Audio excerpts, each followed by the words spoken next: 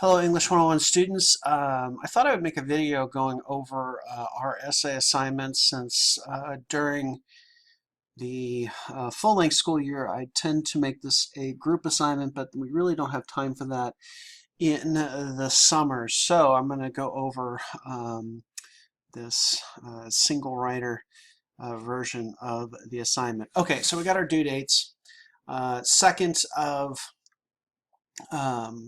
July, the intro and outline is due. We're not going to do a rough draft on this essay, just to keep things simple. Also, because of the 4th of July holiday weekend. And then Tuesday, the 6th, the final draft is due in Canvas by 11:59 p.m.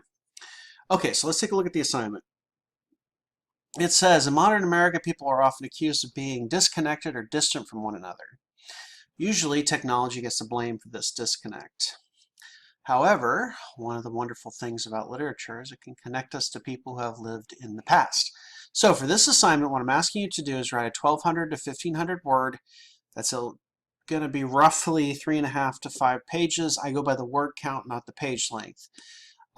Compare and contrast essay that discusses how the picture of society in one of the stories below compares to modern society. Now, since all the stories on the list were written before 1930, the picture of the world is going to be devoid of much of modern technology. In many of these stories, cars and planes didn't exist, a telephone was a rare luxury, and people died from diseases like polio, smallpox, and tetanus. Fortunately, we have vaccines for these things now.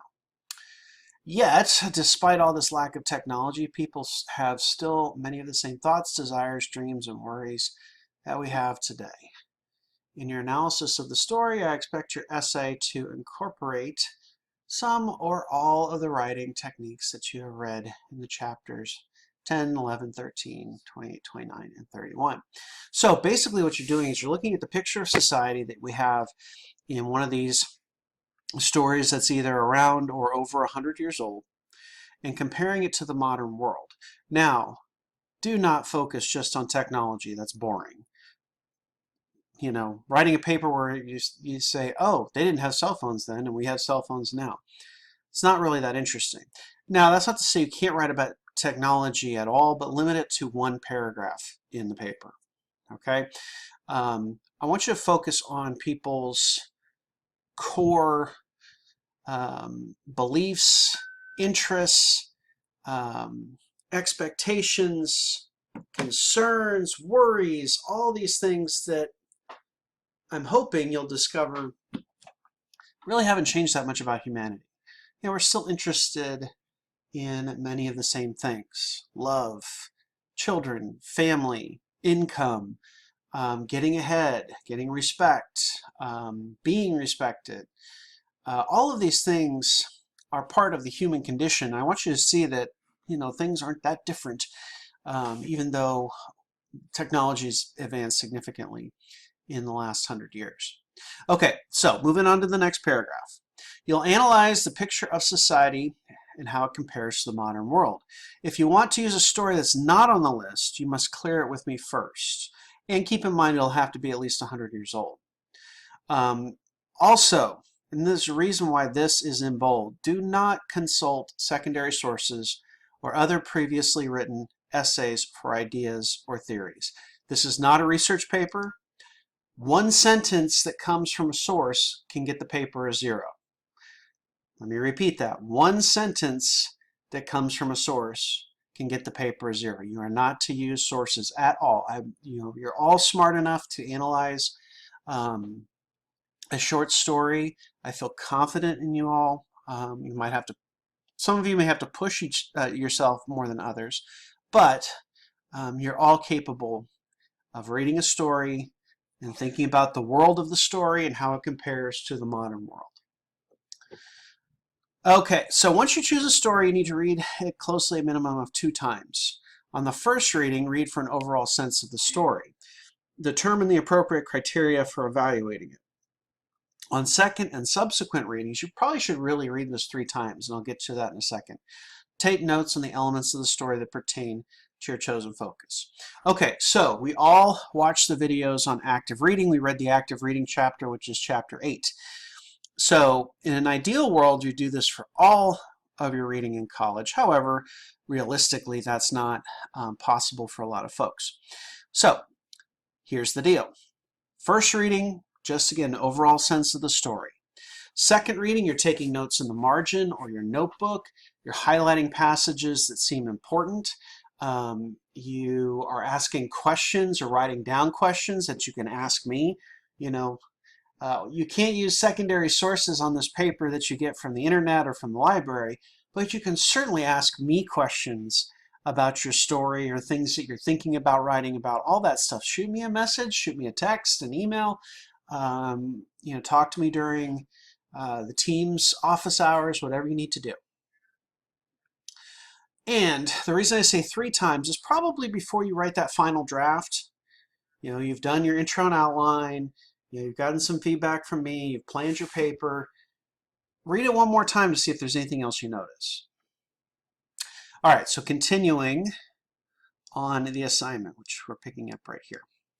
After reading the story, determine the main themes that you see going on in the work. A theme is defined as a main idea or underlying meaning of a literary work that may be stated directly or indirectly. Basically what a theme is what does the author want us to get out of this? And it may be intentional, it may be unintentional, but what is the main idea that the author wants us to get from this story? But some of these themes could be family, marriage, the quest or questing to find something, betrayal, the supernatural, sin, death, love, the relationship between men and women, appearance versus reality, all sorts of stuff.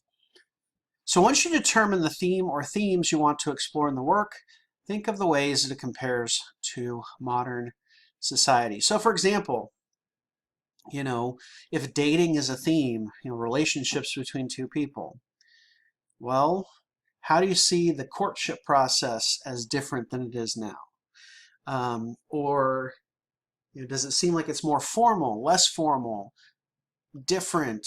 So go beyond just the way that people speak, but really what their ideas and actions seem to be driven by. Okay, so once you determine the theme or themes you want to explore in the work, think of ways that it compares to modern society. Now remember, if you cannot create common ground, there's no purpose in the comparison. That's going to be in the comparison chapter in your textbook. There will be obvious differences between the society presented in the work and the one that you live in, but I want your essay, to look for ways that we connect with people who have lived in the past. Okay? So in grading this final paper, I will be looking for depth of analysis and use of supporting evidence, overall strength and clarity of the writing itself. Now please note this isn't a plot summary of the story. You need to assume that your reader has read the story. Okay, so you're focusing not on what happens in the story, but on what the happenings in the story mean and how they compare to the modern world. All right, I know I've touched on this already, but I want to reiterate. All of your work on this paper needs to be original. It's not necessary to use outside sources for this paper. There will be a no tolerance policy on plagiarism for this paper, so do not copy from any internet sources, reviews, etc. I can't stress this enough. Do your own work and only your own work. Okay, so formatting is the same as the first paper with the exception on the first paper, my focus in grading is on telling you what you need to fix. On the second paper, if it's not formatted correctly, I'm not going to let that go. I'm going to mark down. So make sure that once the first paper is graded that you're looking at my comments in the margins to see what you need to work on. Okay, so here's the story list, and I'm going to get to how you can, look into these stories without, having to read them all. I'd love for you to read them all, but I know that we're all busy and you probably don't have enough time to. So I'll get to the stories in a second. Here is the grading rubric. It's basically the same as the first one with a couple of exceptions. 1, it's worth more points.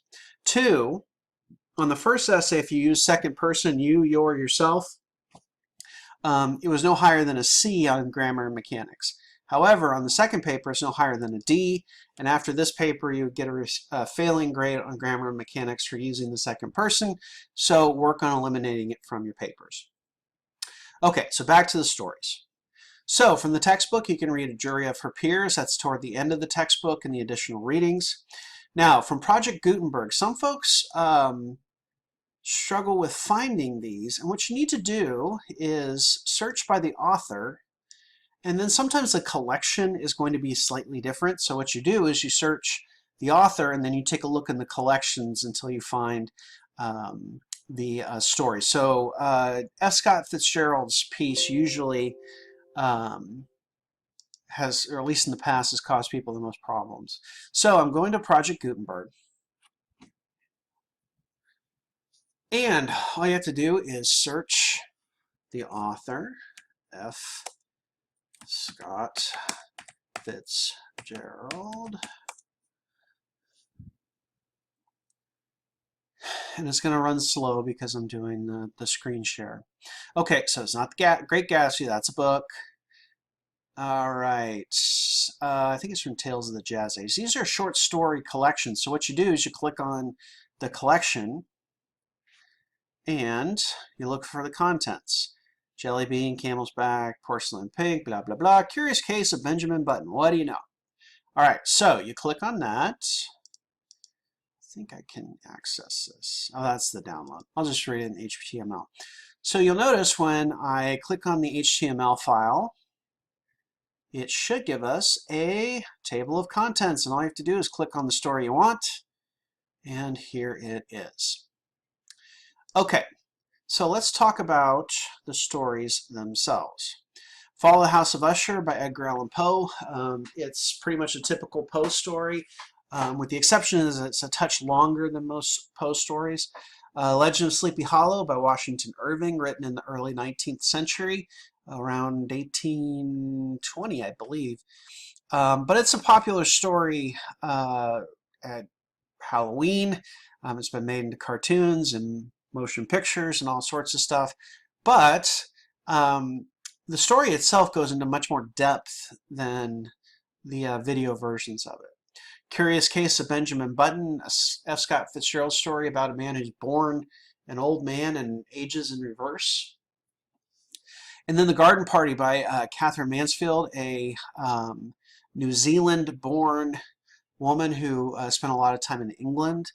Now, if you want to go to online literature, To Build a Fire by Jack London, a story about the Yukon Gold Rush around the turn of the 20th century. I believe it started in like 1896-ish.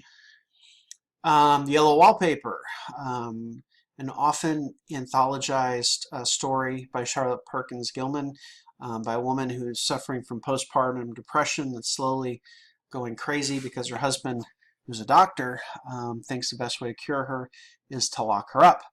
And then, of course, The Rocking Horse Winner by D.H. Lawrence, and this is on another site. It's an interesting story about a boy who can predict horse racing outcomes to help his family with money. And it's an interesting take on kind of the supernatural. All right, so those are the stories you can choose from. Once again, if you want to pick your own story, you need to clear it with me first, and it needs to be at least 100 years old.